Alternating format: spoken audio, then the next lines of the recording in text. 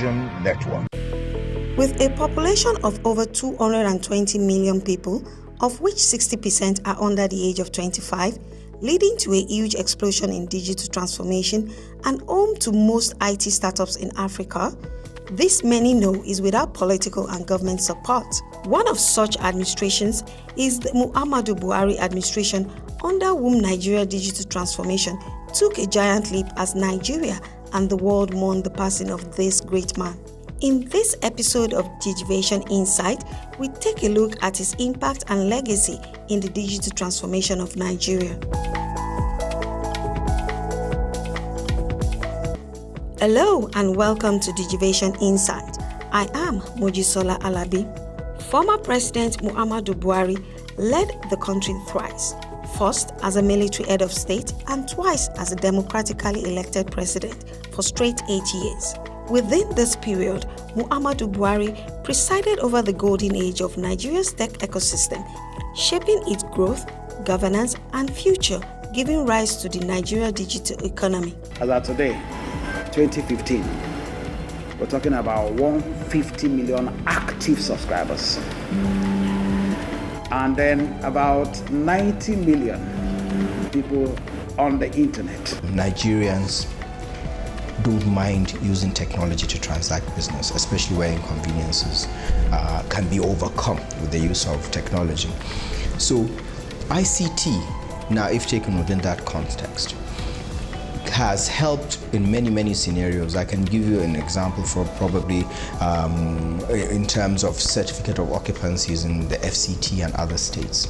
You know, that process now, it's almost seamless. It's all when you want to do a deed of assignment, whatever process you go to now, it's almost impossible to clone a CFO, and the time it would take for you to process that, I think it's all being aided by technology. If this is your first time on this channel, don't hesitate to subscribe and click the notification button. Also, you can share with friends, like and comment. Republic of Nigeria, His Excellency.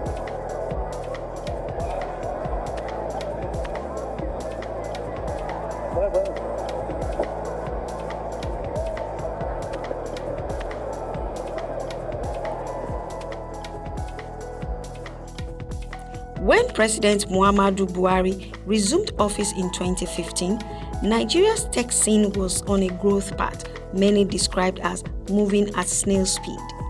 This is not to say there was no noticeable growth, as tech startups are taking roots in Yaba Lagos, Port Harcourt, Kano and Abuja. But there was no government policy intended to enhance the industry to the level it is today. His administration responded by elevating technology to the national agenda. In 2019, Buhari named the Ministry of Communications to the Ministry of Communications and Digital Economy, signaling intent. This action reflected a shift. Suddenly, digital economy had a seat at the federal table.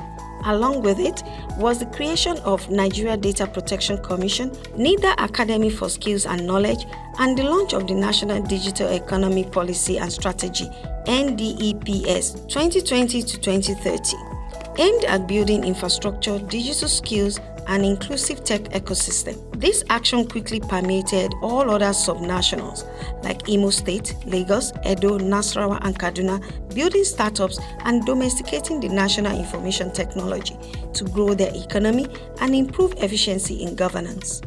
The NDEPS outlined 8 pillars, from digital literacy and broadband penetration to indigenous innovation and digital inclusion.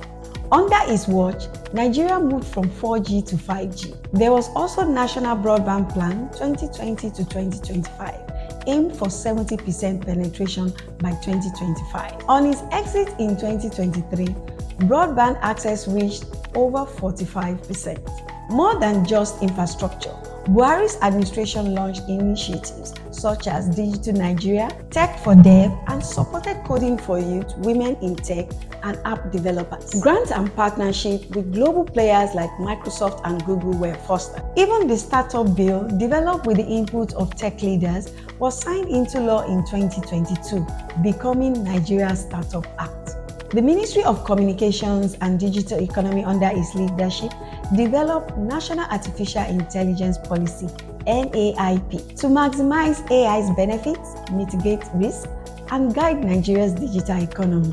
Today, Nigerian can boast of Africa's most valuable tech startups, Flutterwave and Della Paystack, many of which scaled during Buhari's years. His government didn't build these companies, but it created space for them to grow, from fintech regulation sandboxes to investor confidence. The Buhari years also saw federal investments in digital identity, NIN, data protection frameworks, and efforts to formalize the gig and digital economy. Between 2015 and 2023, Nigeria saw digital sector growth contributing over 18% to GDP, outpacing oil and gas. No doubt that there were a lot of achievements recorded by the agency since its establishment.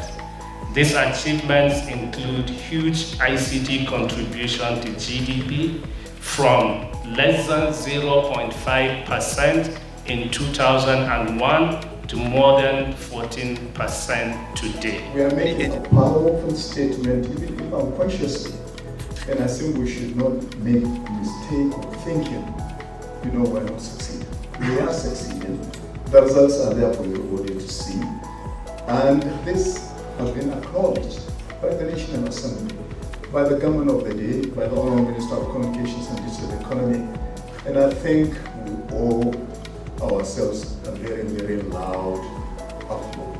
Let me make an attempt briefly to explain what we have implemented in the sector on behalf of His Excellency President Muhammadu Buhari that brought about this success and this performance based on these independent assessors.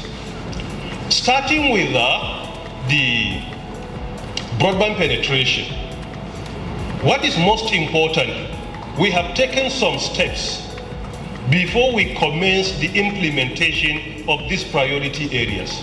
It is because of this we sent a proposal to His Excellency President Muhammadu Buhari, firstly to redesignate the ministry, secondly to amend the mandate of the ministry and its parastatals.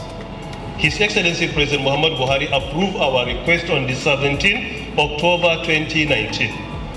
Secondly, the amendment was presented before the Federal Executive Council on the 23rd October 2019, and we commenced the implementation on 24th October 2019.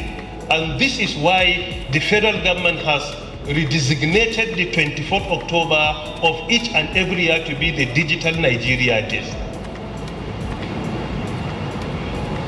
After that, we developed the National Digital Economy Policy and Strategy for a Digital Nigeria. That policy was developed by assembling a team of experts from public institutions and private institutions. We brought together government officials, industry players, and academia to work together to produce a policy that will support the development of our indigenous digital economy. That policy was developed and it was launched and unveiled by His Excellency President Muhammadu Buhari on the 28th November 2019 at the International Conference Center here in Abuja. And it is from 17 October that the ministry has been redesignated to be named as the Ministry of Communications and Digital Economies. And what is important for us to realize, the entire credit of developing the digital economy will forever go to His Excellency President Muhammadu Buhari in the history of Nigeria. He established the pioneer Ministry of Digital Economy. He developed the first ever National Digital Economy Policy and Strategy, and he diversified the economy of our country through the implementation of that National Digital Economy Policy and Strategy. In 2019, built up to 2019 election, no candidate was talking about digital economy in Nigeria.